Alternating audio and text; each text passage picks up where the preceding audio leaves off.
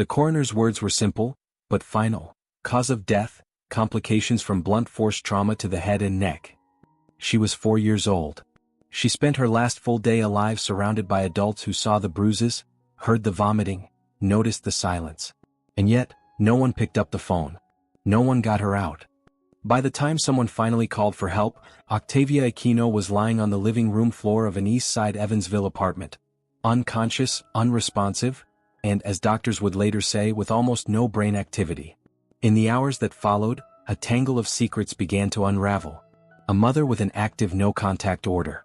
A teenage boy, barely 16, who shouldn't have been there at all. A child, terrified, who had told someone she'd been bitten. Covered. Silenced. Octavia's voice was quiet in life. In death, it's screaming for justice. How does a little girl end up dead in an apartment filled with adults who saw something, but said nothing? What really happened inside that home, in the hours before the 911 call? And why, months before her death, was the warning system already blinking red? This is the story of Octavia Aquino. And it begins with a broken rule, a missed chance, and a child no one protected. Welcome to True Crime Whispers, where the quietest voices are often the ones that matter most. Here we don't sensationalize the tragic. We remember the names that headlines forget. We ask the hard questions, not because we have all the answers, but because silence is what allows stories like this to repeat. Today, we bring you a case that is both devastating and infuriating. A case that forces us to confront the systems we trust, the people we depend on, and the silence that so often surrounds a child in danger. This is not just the story of a crime. It's the story of a little girl who was hurt long before the fatal injuries appeared. A little girl whose cries for help were quiet, misunderstood, or ignored completely. And in that silence, she was lost. Octavia Aquino was 4 years old. She lived in Evansville, Indiana. She liked Cheetos. She had a smile that, when captured in photos, looked just a little bit too mature for her age, as if she already knew more than any 4-year-old ever should. On June 14th, she was found unresponsive in the apartment of her mother's boyfriend. A 16-year-old runaway who should not have been there. A teenager who was already under a protection order to stay away from Octavia's mother. A boy whose name would later appear next to the word murder. Octavia's death isn't just a tragedy. It's a revelation. A peeling back of layers, neglect, deception, failure to act, and the question that always haunts us the most, could this have been prevented? As we move through this case, we'll uncover the warning signs that were missed, the protective order that was ignored, and the testimony that reveals a chilling timeline of what really happened inside that apartment on the city's east side. If you believe every child deserves safety, truth, and justice, please stay with us until the end. If you're new here, tap subscribe and join this growing community that refuses to look away. Turn on notifications so you never miss a name, a story, or a truth that deserves to be heard. And if Octavia's story moves you, even just a little, leave a comment, share this video, and help her name reach farther than the walls that failed to protect her. This is True Crime Whispers, and today we are listening for Octavia Aquino.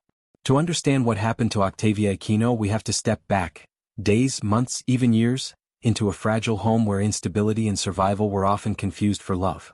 We begin not with a moment of violence, but with a moment of silence. One that stretched across an entire childhood. A silence filled with red flags, missed warnings, and decisions made out of desperation. Destiny Rhodes was 23 years old when Octavia died. A young mother who, by most accounts, was trying to balance a life that never fully gave her footing. Her background isn't widely documented, but what is known paints a portrait of someone already walking a tightrope. Legal trouble, strained family ties, housing instability, and choices that blurred the lines between protection and self-destruction. But this isn't about blame. Destiny Rhodes was not a monster hiding in plain sight. She was a mother, flawed and faltering, trying to hold together a world that kept pulling apart at the seams. And in that chaos, walked in a boy. His name was Christian T. Gonzalez, 16 years old. A minor from Fort Wayne, Indiana, reported missing. A teenager with a troubled past and, according to court documents, a violent edge that no one fully understood until it was too late. Christian wasn't Octavia's father. He wasn't even legally allowed to be near Destiny. There was a protection order in place already filed. It stated clearly, he was to have no contact with her. And yet, somehow, he was living in her apartment. Sleeping in the same space as a 4-year-old girl. And the question nobody can answer, not entirely, is, Why was he still there? In February, just 4 months before Octavia's death, Destiny had already been criminally charged. The accusation? That she helped Christian escape from a detention facility. That she knew he had run from his guardian in Fort Wayne. That she harbored him, even after being told not to. Those aren't vague allegations. They were spelled out in police paperwork. Yet somehow, there he was again. Hidden in plain sight. Behind the walls of a small Evansville apartment, a volatile situation was building. The kind of situation that social services, the courts, even concerned neighbors might have stopped, if they had seen it. But sometimes danger doesn't come crashing in with violence. Sometimes, it drips in like a leaking faucet, small, steady, and quietly catastrophic. And then, there was Octavia. A 4-year-old girl caught in the middle of something far bigger than she could name. A girl who, according to Destiny, was showing signs, bruises, odd behavior, anxiety. And yet, Destiny stayed. Christian stayed. And Octavia stayed silent. There were moments, little ones. Moments that should have led to intervention. She wasn't eating. She was vomiting. She told someone she'd been bitten. She said someone covered her mouth. She told her mother, and this is in the affidavit, that the boy in the apartment had hurt her. And Destiny's response? She told Christian there was a camera in the room. A bluff. A warning. A desperate attempt at control. And that's when Christian allegedly confessed. She bit me first, he said. So I bit her back. Later, Destiny would admit something chilling. She thought her daughter might have been strangled. That's what the vomiting meant, she said. Anxiety, or as she whispered to officers, maybe because she was just strangled and bitten. Here's where the story turns. Not in a dramatic explosion, but in a slow, suffocating twist. This wasn't a case of a stranger kicking in a door. This was danger that lived in the home. That ate snacks in the kitchen. That stayed up late and made excuses. Danger that the system had already identified, and still let walk right back through the door. There was a protection order. There were previous charges. There were visible injuries. And still, Octavia stayed. Still, no one intervened. It's easy to scream why, from the outside. But inside that apartment, where love, fear, and control collided, it's harder to tell where bad decisions end and evil begins. What we know for sure is this: the problem wasn't a single moment. It was a series of moments. Quiet, dismissed, explained away. And somewhere in the silence, a child disappeared. June 14, 2024, started like any other summer morning in Evansville, Indiana. Heat already thick in the air. Quiet streets. An apartment complex that looked just like hundreds of others, generic, lived in, and for the most part, unremarkable. But inside one unit, past the rows of cars and cracked blinds, something was terribly wrong. A 4-year-old girl was lying unresponsive. Her name was Octavia Aquino. And what happened to her in the days and months leading up to that morning reveals more than just a crime. It reveals a failure, stitched together by a pattern of ignored warnings, blurred judgment, and a slow-motion descent into tragedy. 4 months before Octavia's final breath, a decision was made that changed everything. In February, Destiny Rhodes was already under investigation. Not for abuse. Not directly. But for something eerily connected, helping a juvenile escape.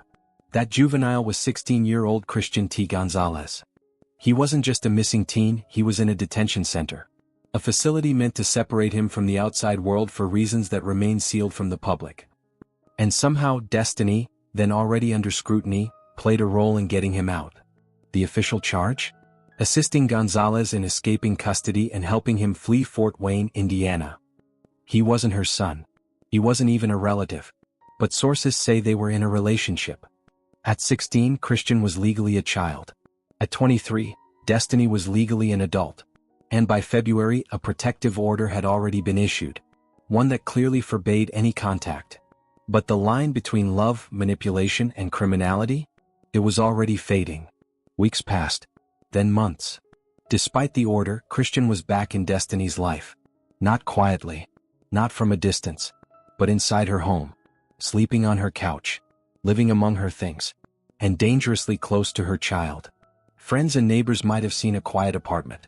A mother, a boyfriend, a little girl. But inside that home, documents reveal a different story. Octavia, just 4 years old, began showing signs. Bruises. Odd behavior. Lack of appetite. Nausea. And something else, she started to speak up. According to the affidavit, Octavia told her mother that Christian bit her, that he covered her mouth, that he hurt her. Destiny didn't run. She didn't call the police. She told him there was a camera in the living room, an empty threat, a scare tactic. Christian allegedly confessed. She bit him first, he claimed. So he bit back. Then Destiny told police something that will chill anyone listening. She believed her daughter vomited that day because she'd just been strangled. A mother knew. A child spoke. But no one called for help. Octavia lived through that day. She even managed to eat a small bag of Cheetos. It would be her last known meal. At approximately 10:44 a.m., a call came into dispatch. A child was unresponsive. The woman on the other end said she'd found her daughter not breathing. Medics rushed to the apartment. When they arrived, they found Octavia unconscious, but alive. The report noted very little brain activity. She was rushed to a local hospital. Destiny went too. Christian, at some point, vanished from the apartment. Doctors worked frantically. But the trauma was severe. Injuries to the head. Injuries to the neck. Not a fall. Not an accident. Blunt force trauma. Christian T. Gonzalez, the boy no longer supposed to be there, wasn't a stranger to police. When officers caught up with him, they discovered he was still listed as a missing juvenile from Fort Wayne. A boy lost to the system. A system that had already tried to separate him from Destiny, and failed. He was arrested. And then waved into adult court. Now, at just 16, he faces a murder charge. Destiny Rhodes was arrested too. Not for causing her daughter's injuries, but for allowing the danger into her home. For inviting it back. For letting it stay. She faces charges of neglect of a dependent resulting in death, a level 1 felony. And 2 misdemeanors, contributing to the delinquency of a minor, and invasion of privacy. This is where the timeline stops. Not because there are no more events, but because there's no more time left to save Octavia. She died on Father's Day, June 16th. A day meant for celebration turned into one of mourning. The final chapter in Octavia Aquino's life did not arrive like a storm, it arrived in silence. Not with screams or sirens, but with a child who grew quieter each day, until there was nothing left to say. It was the day before the 911 call. Destiny Rhodes had noticed marks on her daughter, bruises, scratches. Her child had withdrawn, said strange things. Something was clearly wrong. Destiny told police that she confronted Christian Gonzalez about it. He claimed the bruises came from a cat. When she didn't believe him, she tried bluffing, said there was a camera in the living room, that she would watch the footage. The affidavit states that's when Christian admitted to biting the child. Said she bit him first. Said he retaliated. Destiny didn't press further. There was no emergency call. No urgent visit to a doctor. Instead, life in that apartment continued. If we can call it life at all. The rest of that day unraveled quietly. But something inside Octavia began shutting down. Octavia didn't eat that day except for a bag of Cheetos. Destiny noticed her daughter wasn't herself. She was lethargic, confused. Then she vomited. Destiny reportedly dismissed it as anxiety. But when asked again by investigators, she admitted the truth aloud, something even she couldn't ignore, that her child had possibly been strangled and bitten by the 16-year-old living in her home. Those weren't symptoms of a nervous stomach. They were signs of brain trauma, internal damage. And Octavia, just 4 years old, was slipping away. The apartment lights dimmed. Another night fell over Evansville. But for Octavia, this night was different. There are no cameras. No recordings. No eyewitnesses. Only the aftermath. At some point, either late that night or early the next morning, Octavia became unresponsive. She wasn't breathing. She wasn't reacting. And just like that, her fight was over. At 10:44 a.m. on June 14th, Destiny Rhodes finally called 911. Paramedics arrived to find a child in critical condition. Her pupils were fixed. Her brain barely responding. She was rushed to the hospital. Medical professionals tried everything. Monitors beeped. Hands worked desperately. But the scans were already telling a devastating truth. The injuries weren't fresh. This hadn't happened that morning. Octavia had been fighting for hours, possibly overnight. Alone. 2 days later, on Father's Day, she passed away. As Octavia's body lay in a hospital bed, her mother was being questioned. The detectives already knew about the boy in the apartment. About the past charges. About the broken protection order. Christian Gonzalez was located shortly after. He was arrested. The charges? First-degree murder. Despite being just 16, the state waved him into adult court. The weight of what he had done, too severe for juvenile justice. In official records, he's no longer listed as a child. He is a murder defendant. Destiny Rhodes was arrested as well. For neglect of a dependent resulting in death, invasion of privacy, and contributing to the delinquency of a minor. Destiny may not have struck the blow. But in the eyes of the law, and in the heart of any parent, she was the one who opened the door and never shut it. As of now, Gonzalez awaits trial for murder. If convicted, he could spend the rest of his life behind bars. Destiny's case is ongoing. Prosecutors have not ruled out further charges. The state has called the neglect egregious. And the court of public opinion has already begun its trial. Octavia's story could have ended in laughter, in songs, in school dances. But instead it ended in shadows. The question now is whether justice will reach the places where protection failed. When a courtroom finally delivered its verdict, there was no cheering, no sigh of relief. Because justice in a case like this doesn't feel like healing. It feels like surviving. In the fall that followed Octavia's death, Christian T. Gonzalez, just 16 years old, stood before a judge in Vanderburgh County. He no longer wore the look of a teenager. No longer looked like someone just starting out. In the eyes of the court, Christian was something else now, a convicted murderer. Guilty of murder in the death of a 4-year-old girl. The sentence? 60 years in prison. It was the maximum allowable under his plea agreement. The judge cited the cruelty of the crime, the youth of the victim, and the betrayal of trust in his ruling. There were no victory speeches. Only the echo of a name, Octavia Aquino, carved into courtroom transcripts and grief. But one name remained off the sentencing docket: Destiny Rhodes. Her trial had not yet arrived.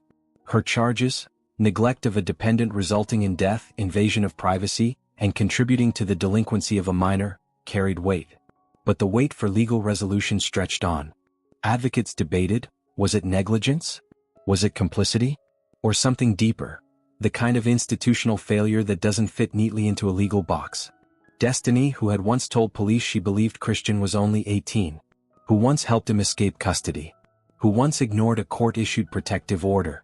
Who, ultimately, did not remove her daughter from danger even when the bruises began to bloom. Her story now sits in limbo, pending court dates, awaiting trial. From the ashes of tragedy, sometimes comes urgency. In Indiana, lawmakers and advocates began pushing for new legislation. A mandate, they said, to prevent another Octavia. Octavia's Law, a proposal still in early stages, aims to strengthen mandatory reporting protocols when minors are known to be living with individuals under protective orders. Under the proposal, social services, law enforcement, and schools would be required to flag and act on violations involving juveniles, particularly where prior abuse is involved. The goal is simple. If a child is living in a home with someone the courts have already deemed dangerous, someone should step in. Someone must. Evansville didn't forget. They couldn't. Not after the emergency lights faded. Not after the charges were filed. Vigils were held. Stuffed animals and candles lined the apartment steps where Octavia once played. Strangers left handwritten notes. Teachers wrote her name on classroom boards, surrounded by hearts. The tragedy united a city around one question.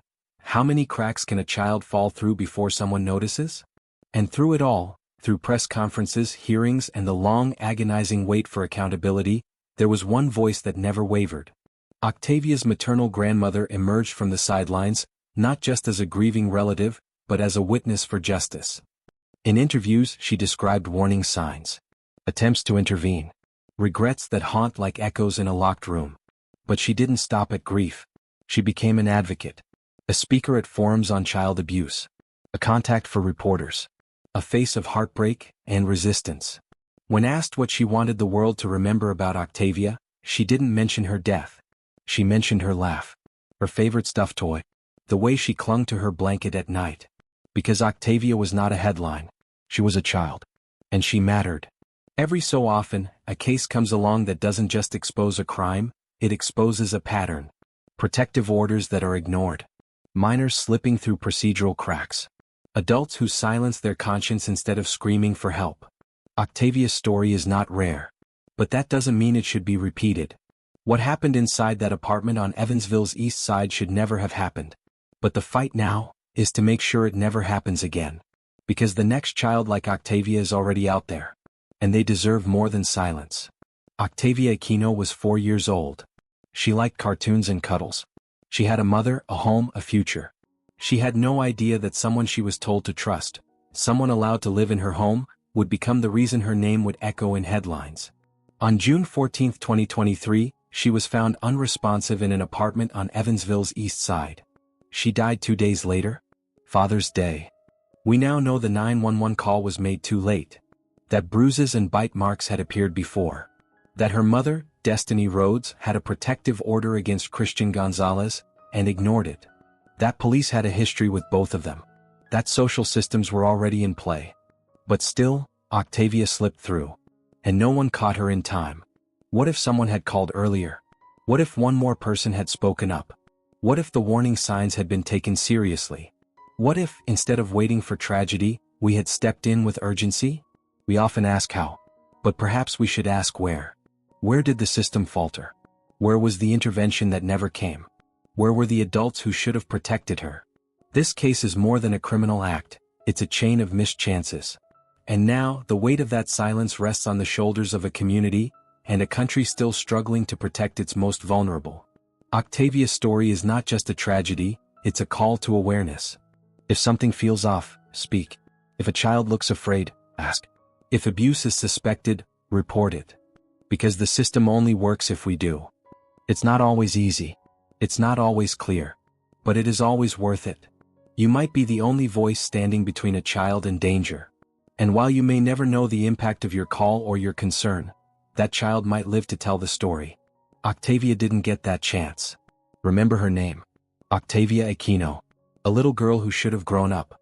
A child who deserved more. Let her memory be the reason we look closer. Listen harder. And act faster. If you believe in protecting the most vulnerable, if Octavia's story has moved you, don't let it end here. Share this video. Share it for the child who didn't get a voice. For the warning signs missed. For the systems that still need change. Every share is a signal. A whisper that becomes a roar. Tell us what you think in the comments. What could have been done differently? How can we do better? Your voice matters. Someone reading it may need the strength to speak up. Subscribe to True Crime Whispers and turn on notifications so you never miss the stories that demand to be heard. Because silence is the most dangerous accomplice of all. If you suspect a child is being harmed, don't wait. Contact the National Child Abuse Hotline or visit childhelp.org. Thank you for listening. Thank you for caring. And most of all, thank you for speaking up. Until next time, stay aware, stay compassionate, and never stop whispering for justice.